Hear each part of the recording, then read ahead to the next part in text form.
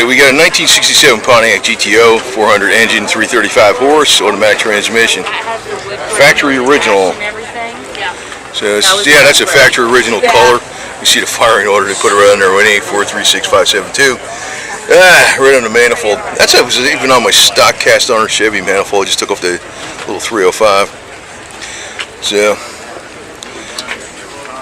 all original. This is the official first, basically, well, you know, GTO in '64, I believe it was.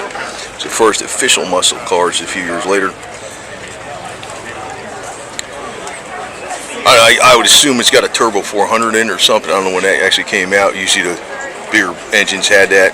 That's a very, very good transmission. But even the turbo 350 is not bad as long as you have the shift kit in it.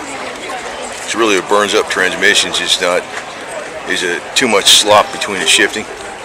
Make a quicker shift. You can even do stuff just tighten up the bands a little more than they recommend on the factory. You can see the back of it there. GTO had unique styling every year. You know, it's one of the freaking CEOs had balls. So it was when the Mavericks took over, did something different, and sold, despite what the corporate yo-yo said. DeLorean, that's what I was trying to think of, DeLorean.